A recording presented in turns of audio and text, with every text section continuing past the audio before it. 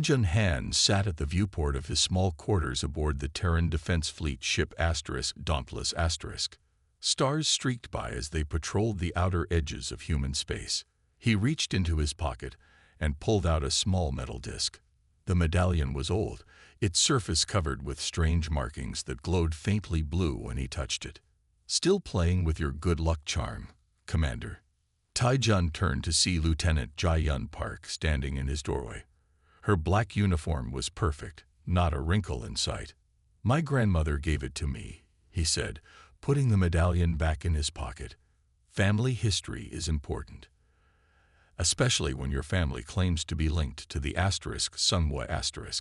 Jai-Yun said with a small smile. The Sunwa*. Every child in the Korean colonies knew the stories. A massive warship built in secret during the early days of space travel. A ship with powers that seemed magical, armor that fixed itself, weapons that could bend space, and a computer brain smarter than any human. But it was just a fairy tale, a bedtime story. My grandmother had quite an imagination, Jun said, standing up. At 35, he was one of the youngest commanders in the fleet. His dark hair was cut short in military style, and a small scar crossed his left eyebrow from a training accident. "What brings you here, Lieutenant?" "Admiral Byung-ho has called a meeting. All senior officers." Jun nodded and followed Jai-Yun through the gray metal hallways of the Dauntless *. Crew members snapped to attention as they passed. The ship was on high alert. Everyone knew why. The Voraks were coming. Admiral Byung-ho Kang stood before a star map in the main briefing room. At 60, he had seen more battles than most. His face was lined, his hair gray at the temples. When Jun and Jai-Yun entered, he nodded to them. "Good, you're here. We can begin." The lights dimmed. The star map zoomed in on a section of space near the Terran colony of New Busan. 4 hours ago, our long-range sensors detected a Voraks battle group entering this sector, Byung-ho said. His voice was deep and calm, but Jun could hear the worry beneath it. 5 cruisers, 10 destroyers, and what appears to be their new flagship. Murmurs filled the room. The Voraks Imperium had been pushing into human space for 2 years now.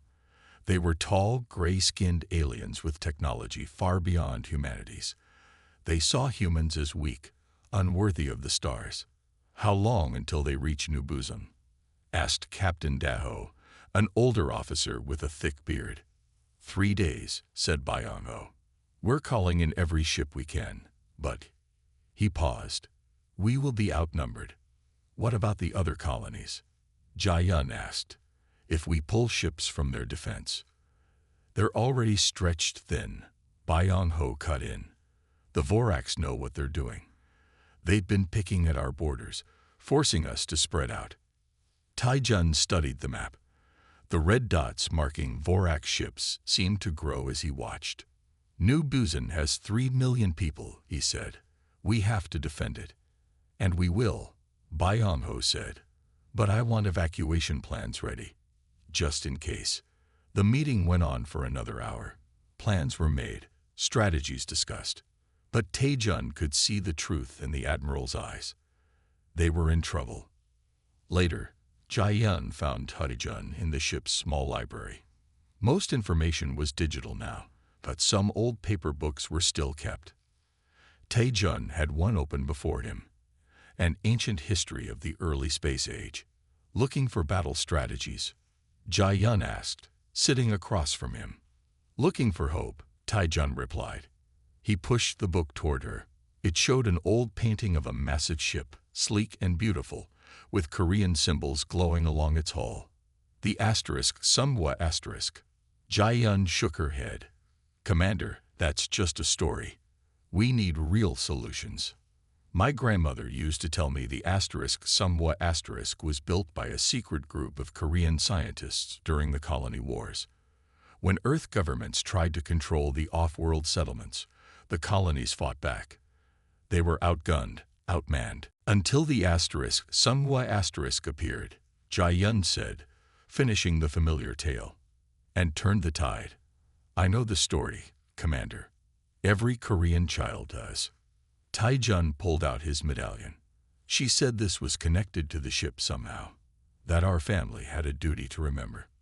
Jae-yun looked at the strange markings on the disc. For a moment, they seemed to pulse brighter.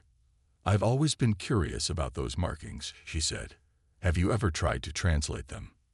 They don't match any known language. Tae-jun put the medallion away. Anyway, you're right. We need real solutions, not fairy tales. But as they left the library, Jae-yun paused. You know, there might be a way to check if there's any truth to the legend. How? The military archives. If the Sunwa asterisk was real, there might be some record of it, classified files that wouldn't be in public histories. Tae-jun considered this. Do you have access? Not directly. But I know someone who does. Give me a day. The next morning, Jae-yun came to Tae-jun's quarters. Her eyes were wide, her hands shaking slightly as she handed him a datapad. What's this? He asked. I called in a favor with my friend in intelligence. She found something. Jae-yun's voice was quiet. Look at the security classification. Tae-jun checked the datapad. The file was marked Ultra Secret SUNJWA Project. His heart beat faster. This is real. It seems so. Most of it is still encrypted, but there are references to a special project during the colony wars. A ship with technology we still don't fully understand. Tae-jun scrolled through the file. Most sections were blacked out, but he caught phrases like quantum armor and AI integration beyond current parameters. If the Sunwa asterisk was real, he said slowly, where is it now? Before Jae-yun could answer, the ship's alarms blared. Red lights flashed in the corridor. All hands to battle stations, came the voice over the intercom. This is not a drill. Repeat, all hands to battle stations. Tae-jun and Jae-yun ran to the bridge. Admiral Byung-ho was already there, his face grim. The Vorac's battle group has changed course, he said as they entered. They're not heading for New Busan. They're coming straight for us. How is that possible? Tae-jun asked. We're running silent. They shouldn't know our position. They shouldn't, Byung-ho agreed. But they do. And they'll be in firing range in 20 minutes. We need to run, said Captain Daho. The dauntless asterisk can't face that many ships alone. No, Byung-ho said. Our job is to buy time for the other ships to reach New Busan. We make our stand here. Tae-jun felt the medallion grow warm in his pocket. He pulled it out, and to his shock, it was glowing brightly now, pulsing with blue light. Commander, Jae-yun stared at the disc. What's happening? Tae-jun didn't answer. The medallion pulled in his hand, like a compass needle finding north. It was pointing to a small, unmarked section of space near their position. Admiral, he said, I know this sounds crazy, but I think we need to go there. He pointed to the empty space on the map. Byung-ho frowned. There's nothing there, Commander, and we have the Vorac's coming in hot. Sir, please, I can't explain it, but Tae-jun held up the glowing medallion. This is reacting to something. What if the legends are true? The bridge fell silent. Everyone stared at the pulsing disc. We have 18 minutes before the Vorac's are in range, Jae-yun said quietly. That unmarked section is only 3 minutes away at full speed. Byung-ho looked from the medallion to the map, then to Tae-jun's face. He saw something there. Determination, hope, belief. This is madness, he muttered. Then, louder. Helm, change course. Take us to those coordinates, full speed. The dauntless asterisk turned, engines flaring. Behind them, the Vorac ships adjusted their course to follow. If you're wrong about this, Commander Han, Byung-ho said, we're all dead. Tae-jun clutched the medallion tightly. And if I'm right, sir, we might just save humanity. The Dauntless raced through space, carrying its crew toward empty darkness, and perhaps toward a legend made real. To be continued.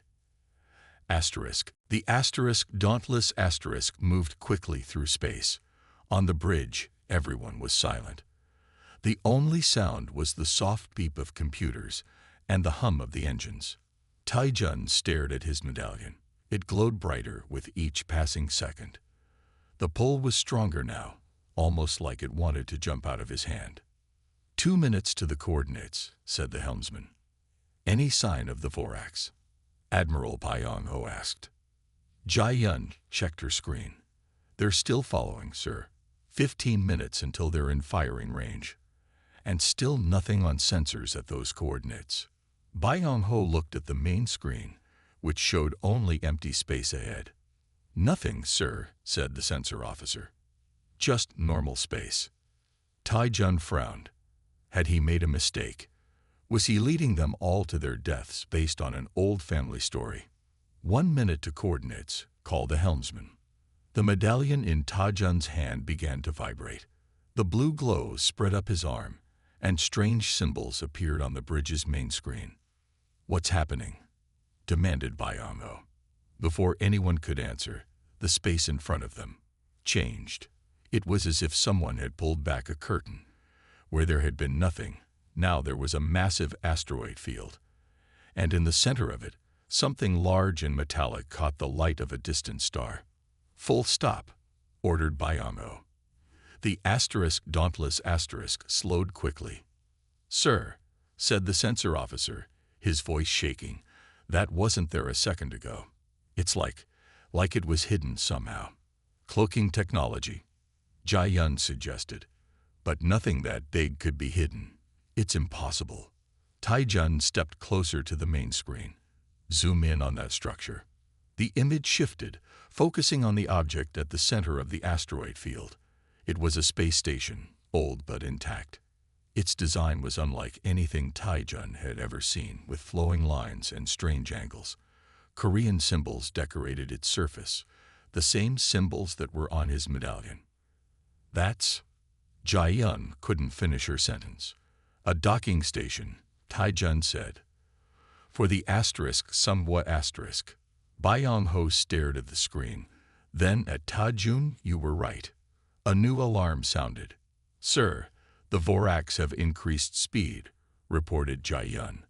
They'll be here in 10 minutes. Can we get to that station before they arrive?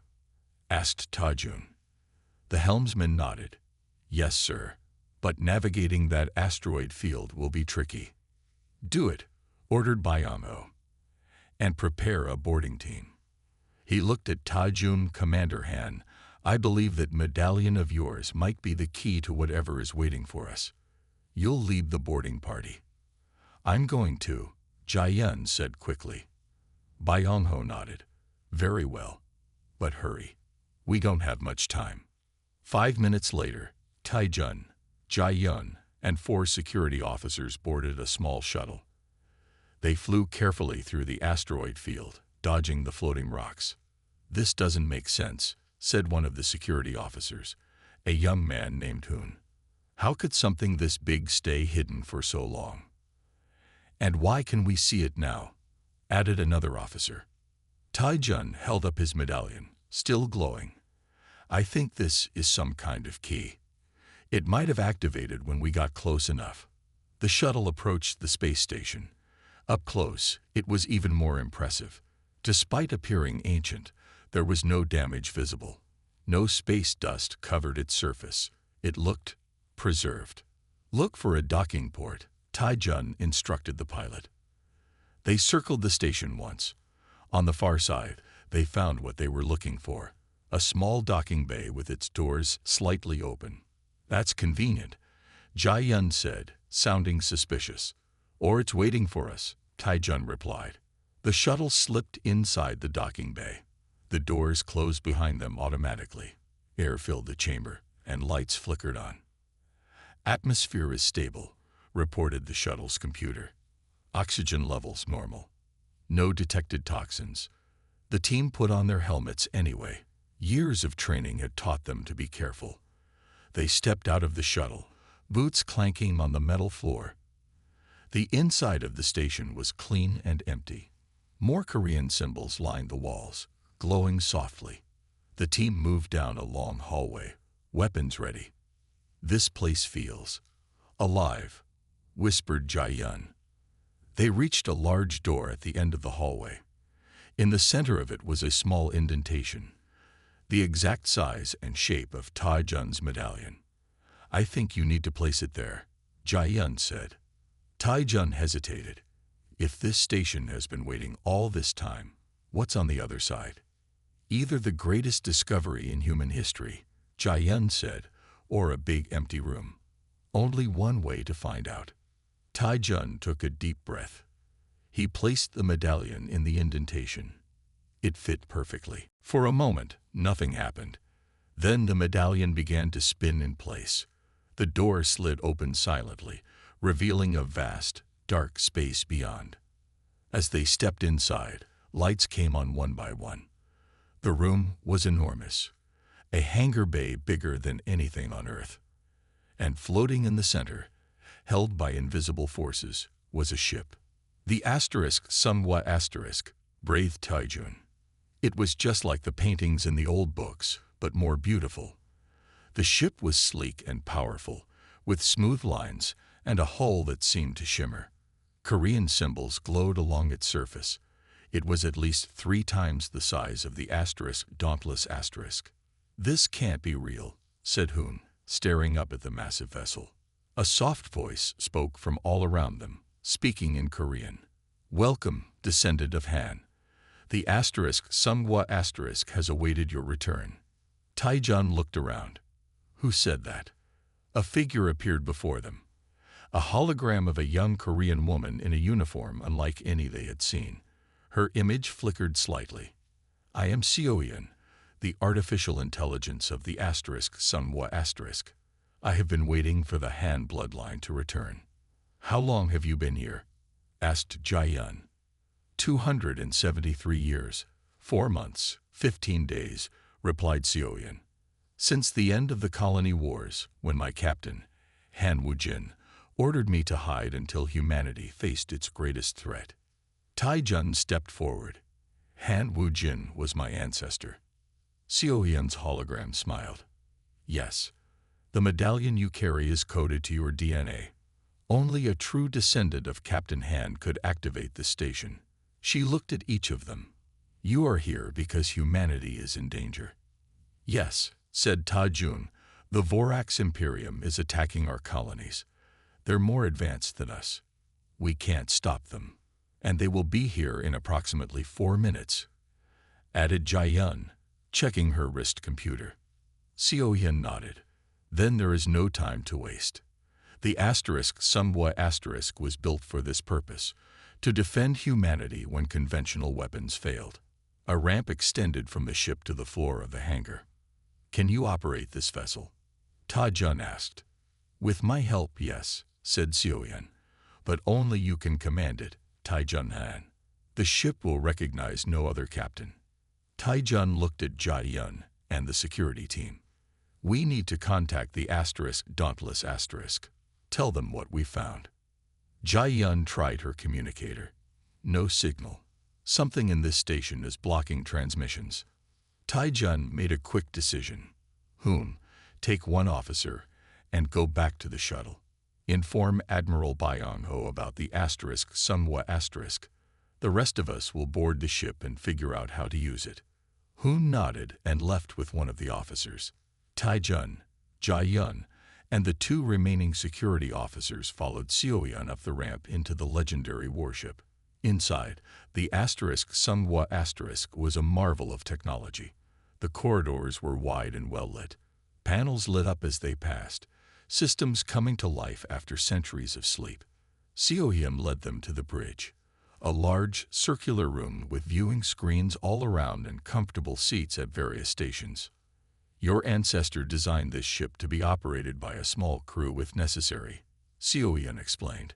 "I can handle most functions, but I will need humans at tactical positions." Tai Jun approached what appeared to be the captain's chair. As he sat down, the chair adjusted to his body. Screens lit up around him. The asterisk somewhat asterisk recognizes you, Captain Han, said Sioyan. All systems are now online. Jai-yun took the tactical station, while the two security officers found seats at navigation and communications. How do we get this ship moving? Asked Ta-jun. The hangar doors will open automatically, Sioyan said. The engine's air. She was interrupted by a loud explosion. The station shook. The Voraks have arrived, Jai-yun said, looking at her screens. They're firing on the asterisk dauntless asterisk. Tai-jun gripped the arms of his chair. Then it's time to show them what a fairy tale can do. Sioyan, get us out of here. We have a battle to join. The ancient engines of the asterisk somewhat asterisk hummed to life, powerful and ready. The legend was about to become reality. Asterisk to be continued. Asterisk. The asterisk somewhat asterisk moved smoothly out of the hidden space station. As it emerged, the massive ship caught the light of the nearby star, its hull shimmering with colors that seemed to shift and change. On the bridge, Tai-jun sat in the captain's chair, trying to look calm. Inside, his heart was racing. He was sitting on a ship from legend, about to face an enemy that had been destroying human colonies for months. Status of the asterisk dauntless asterisk? He asked. Jai-yun checked her screens. She's taking heavy fire, sir. Shields at 30% and dropping. Through the main view screen, they could see the battle. The asterisk dauntless asterisk was small compared to the 5 Vorax cruisers surrounding it. Green energy beams hammered at the human ship. Weapons status? Ta-jun asked, looking at Sioyan's hologram. All systems are operational, the eye replied. The asterisk somewhat asterisk has multiple weapon types unknown to current human technology. I suggest starting with the disruption field. Do it, Ta-jun ordered. The asterisk somewhat asterisk accelerated, moving faster than should have been possible for a ship its size. It closed the distance to the battle in seconds. None of the ships have detected us yet, said one of the security officers at the sensor station. We're still running with some kind of cloaking technology. Drop the cloak when we're in range, Ta-jun said. I want the Vorax to see us coming. Disruption field charging, reported Jai-yun, her fingers dancing over controls that somehow made sense to her despite their advanced design. Ready in 3, 2, 1. Drop cloak and fire, ordered Ta-jun. The asterisk somewhat asterisk suddenly appeared in space, directly between the asterisk dauntless asterisk and the Vorax ships. It was a shocking sight, a massive warship appearing out of nowhere. For a moment, all firing stopped as both sides stared in surprise. Then the asterisk somewhat asterisk fired. There was no beam, no missile. Instead, a wave of blue energy spread out in all directions. When it touched the Vorax ships, their weapons and engines shut down. What just happened? Ta-jun asked. The disruption field temporarily disables enemy technology, explained Sioyan. It will last approximately 3 minutes. Tai-jun opened a communication channel. This is Commander Ta-jun Han of the Terran warship asterisk somewhat asterisk. Admiral Byung-ho, do you read me? The main screen flickered, then showed the bridge of the asterisk dauntless asterisk. Admiral Byung-ho stood there, his mouth open in shock. Commander Han, he finally said. What is that ship? Where did you? It's the asterisk somewhat asterisk, sir, Tai-jun said with a small smile. Turns out it wasn't just a fairy tale. The Vorax ships are starting to power up again, warned Jai-yun. The effect is wearing off faster than expected. Admiral, Tai-jun said quickly, the asterisk dauntless asterisk should pull back. We'll handle the Vorax. Byung-ho looked skeptical. Even with whatever that ship is, you're still outnumbered 5-1. Trust me, sir, Tai-jun said. This ship was built for this. After a moment, Byung-ho nodded. Very well, Commander. Show us what your fairy tale can do. The communication ended. The Dauntless began to move away from the battle zone. The largest Vorax cruiser is powering weapons, reported Jai-Yun. They're targeting us. Shield status? Asked Ta-Jun. Shield systems are unlike anything I've seen, Jai-Yun said, studying her console. According to these readings, they're at 100,000%. That can't be right. The defensive systems use quantum layering, Xiaoyan explained. Each hit actually strengthens the shields rather than weakens them. Within limits, of course. The Vorax fired. Multiple green energy beams struck the The ship didn't shake at all. Shield status now at 100,005%. Jai-Yun reported, sounding amazed. Open a channel to the Vorax flagship, Ta-Jun ordered. The screen changed to show the bridge of the largest Vorax ship. The aliens were tall and gray-skinned, with large black eyes and ridged foreheads. The Vorax commander looked angry. Human vessel, the Vorax said in a deep, harsh voice. Identify yourself. I am Commander Ta-Jun Han of the Warship Ta-Jun replied, sitting straighter in his chair. You are trespassing in human space. Leave now or be destroyed. The Vorax commander made a sound like harsh laughter. Your ship is impressive, human.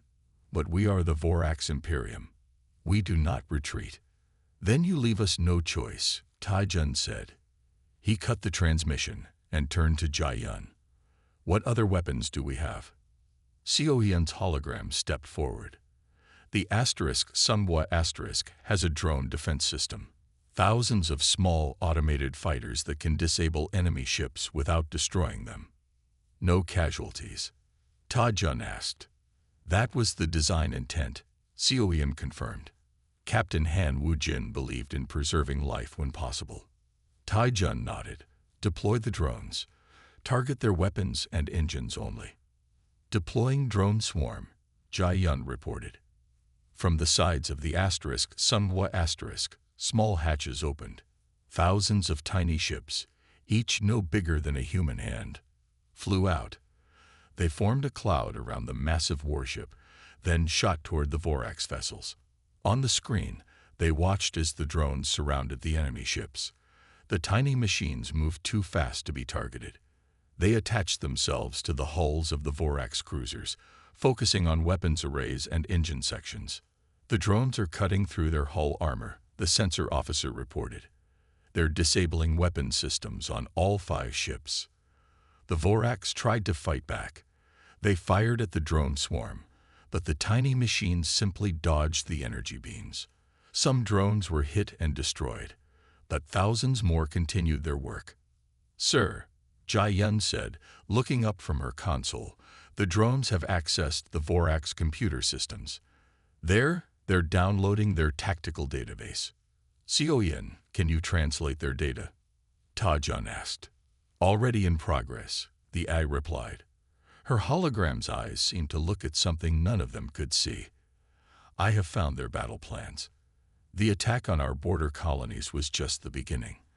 They plan to strike New Seoul next, with a much larger fleet. Ta-Jun frowned. New Seoul has over 3 million civilians. The Vorax flagship is hailing us, reported the communications officer. On screen, Ta-Jun ordered. The Vorax commander appeared again. This time, he looked less confident. What technology is this? He demanded. How are you accessing our systems? Technology you thought was just a human fairy tale. Ta-Jun replied calmly. We know about your plans for New Seoul. It won't happen. The Vorax was silent for a moment. Then he said, perhaps we should discuss terms. Ta-Jun looked at Jai-Yun, then back at the screen. Return to your territory. All Vorax ships are to pull back beyond the Centauri line. Then we'll talk. And if we refuse? The Vorax asked. The drones are only the beginning of what this ship can do. Ta-Jun said. It was a bluff. He still didn't know the full capabilities of the but the Vorax didn't know that. After a long pause, the Vorac's commander nodded stiffly. "We will withdraw. For now." The transmission ended. "Are they really pulling back?" Ta-Jun asked. Jia-Yun checked her console. "Yes, sir. All 5 ships are turning around. Their weapons are offline, and engines are at minimal power. The drones are still attached, monitoring their systems. Have the drones stay with them until they cross the border," Ta-Jun ordered. "Then they can return to the ship." Seo-Hyun's hologram smiled. "The Sunhwa has performed as designed. Captain Han Woo-jin would be proud of his descendant." Ta-Jun touched the medallion in his pocket. It was cool now, no longer glowing. "Open a channel to the Dauntless *. Admiral Byung-ho appeared on screen. Behind him, the bridge crew of the Dauntless * was cheering. "Commander Han," the admiral said, his voice filled with awe. "What we just witnessed, it changes everything." "Yes, sir," Ta-Jun agreed, "but this is just the beginning." "What do you mean?" asked Byung-ho. According to Seo-Hyun, the ship's AI, the Sunhwa wasn't built only to fight the Vorac's. It was created because my ancestors saw something else coming. Something worse. The admiral's expression turned serious. "Bring your ship to Earth orbit, Commander. The President will want to see this fairy tale with her own eyes." "Yes, sir," Ta-Jun said. "But first, I need to pick up the rest of my crew from that space station." As the communication ended, Jia-Yun moved to stand beside Ta-Jun's chair. "So, what's next for the captain of the legendary Sunhwa? Ta-Jun looked around the bridge of the ancient yet advanced warship. "First, we make sure the Vorac's understand that humans aren't easy targets. Then," he paused, "then we prepare for whatever my ancestor was afraid of." The Sunhwa turned gracefully in space, its engines glowing with power that had waited centuries to be used again. The fairy tale had become real, and the galaxy would never be the same. 1 month had passed since the Sunhwa had appeared in battle against the Vorac's. The massive warship now orbited Earth, its sleek form visible from the ground on clear nights. People around the world pointed to the sky, telling their children, "Look, there's the ship from the fairy tales."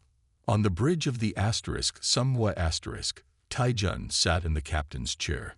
He wore a new uniform now, black with blue trim, designed specifically for the crew of humanity's most advanced ship. The medallion that had been his family's secret for generations was now displayed openly on his chest. Jia-Yun entered the bridge, also wearing the new uniform. As chief tactical officer of the Sunhwa, she had spent the past month learning about the ship's many weapon systems. "The admiral is ready for you," she told Ta-Jun. He nodded and stood. "Seo-Hyun, display the meeting room." The eye's hologram appeared and waved her hand. The main screen changed to show a large conference room in the United Earth Government building in New Seoul. Admiral Byung-ho sat at a round table with several important-looking people, including the President of the United Earth Government. "Commander Han," said the President, a small woman with a serious face, "are you ready to make your report?" "Yes, Madam President," Ta-Jun replied. "We've completed our analysis of the Sunhwa's database. What we found is concerning." Admiral Byung-ho leaned forward. Over the past month, he had become a strong supporter of Ta-Jun and the Sunhwa project. "Tell us what you know, Commander." Ta-Jun nodded to Jia-Yun, who stepped forward. "The Sunhwa was built 273 years ago during the colony wars," she began. "But that wasn't the only reason for its creation. Captain Han Woo-jin and his team of scientists had detected strange signals from deep space, signals that suggested something ancient and powerful was waking up." Ta-Jun continued. "According to Seo-Hyun, these beings are called the Void Heralds. They're an ancient race that goes into hibernation for thousands of years. When they wake, they harvest developing civilizations. The room was silent for a moment. Then one of the officials, a tall man with gray hair, spoke up. Are you saying there's another alien threat out there? Worse than the Voraks? Yes, Taijun said simply. And the Voraks know about them. We've translated more of their data. The Voraks weren't just attacking us for our resources or territory. They were running from something. The heralds manipulate younger species, Jai Yun added.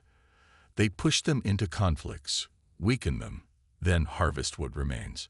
The Voraks expansion was partly driven by fear of what was coming. The president's face had gone pale. How long do we have? Seo Yun's hologram stepped forward. Based on the signal patterns, the Void Heralds will fully awaken in approximately 1 year, 2 months, and 15 days. Admiral Byong Ho rubbed his face. Not much time to prepare for a threat we know almost nothing about. That's why the Sunhua was built, Taijun said. Captain Han Wujin and his team created technologies specifically designed to fight the Heralds. And they left us plans. Jai Yun brought up images on the screen. Designs for ships, weapons, and defense systems. With the Sunhua's database, we can build more ships like her, she explained. Not as large or powerful, but with the same basic technologies. Quantum shields, drone swarms, and something called a reality anchor that can counter the Herald's main weapon. How many ships could we build in the time we have? Asked the president. With all of Earth's resources and the help of the colonies. Maybe 20, said Taijun. But we'll need allies too. The Voraks. Admiral Byong Ho looked skeptical. After everything they've done. They're running scared, Taijun pointed out. And now they know we have technology that can defeat them. We're in a position to negotiate. The president nodded slowly. Very well. Commander Han, I'm promoting you to captain. The Sunhua is officially yours. Your first mission is to open diplomatic talks with the Voraks Imperium. Taijun straightened. Thank you, Madam President. Admiral Byong Ho will oversee the new shipbuilding program. She continued. Lieutenant Park, you're promoted to commander. You'll be Captain Han's second in command. Jai Yun saluted. Thank you, Madam President. As the meeting ended, the president gave them one last instruction. Whatever is coming, humanity will face it standing tall. The Sunhua was a fairy tale once. Let's make sure its story has a happy ending. 3 months later, the Sunhua waited at the edge of the Centauri system. Beside it floated 3 Voraks cruisers, no longer enemies but uneasy allies. On the bridge, Taijun and Jai Yun watched as a shuttle departed from the lead Vorak ship and headed toward the Sunhua. Are you sure about this? Jai Yun asked quietly. No, Taijun admitted. But we need their knowledge of the outer systems, and they need our technology if they want to survive what's coming. The shuttle docked with the Sunhua. A few minutes later, the Voraks High Commander Krell entered the bridge, flanked by 2 guards. The alien was taller than any human, with gray skin that seemed to shimmer slightly in the light. Captain Han, Krell said in his deep voice. Your ship is even more impressive up close. Thank you for coming, High Commander, Taijun replied formally. Shall we discuss the terms of our alliance? Krell nodded. My leaders have agreed to your main conditions. We will provide star maps of the regions where the Herald signals originate. We will also commit 5 battle groups to the defense fleet. And in return, we will share some of our shield and drone technology, Taijun said, though not all of it. The Voraks commander made a sound that might have been a laugh. I would have been disappointed if you offered everything, Captain. It would suggest you are not as clever as I thought. They moved to a conference room where maps and plans were displayed on a large table. Seo Yun's hologram appeared to help with technical explanations. As they worked, Jai Yun leaned close to Taijun. Back on Earth, the first new ship will be launched next week. They're calling it the *Hatsale*, sunlight, in Old Korean. Tai-Jun nodded. Good. We'll need every ship we can get. And what about us? Jai-Yun asked. Once the alliance is settled, what's next for the asterisk somewhat asterisk? Tai-Jun looked at the star map, where a dark region of space was marked with warning symbols. We go there. To the edge of herald space.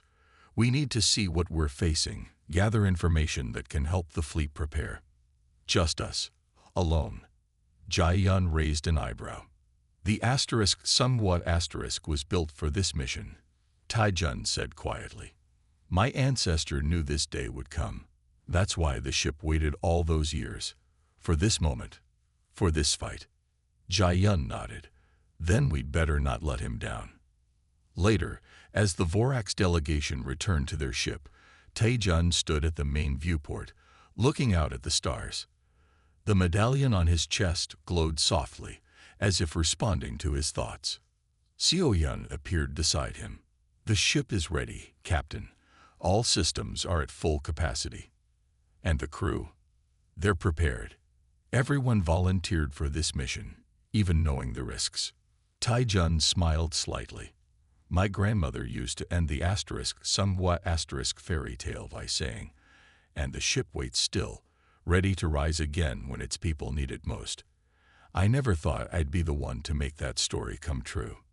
Stories often contain deeper truths, Seo-Yun said. The line between fairy tale and history is thinner than most realize. Jai-Yun joined them at the viewport. Course is set for the outer rim. We can leave whenever you're ready. Tai-Jun took one last look at the Vorax ships, at the nearby stars that marked human territory, at all they were fighting to protect. Engage quantum drive, he ordered. Let's go see what nightmares are hiding in the dark. The asterisk somewhat asterisk turned gracefully away from the Centauri system. Its engines flared with blue-white light. Then, in a flash that seemed to bend the fabric of space itself, the legendary warship vanished into the depths of space. The fairy tale had awakened. Now it was time to write a new chapter, one where humanity didn't just survive among the stars, but took its rightful place as a power to be reckoned with.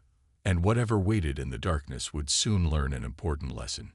Never underestimate a species that could turn myths into reality.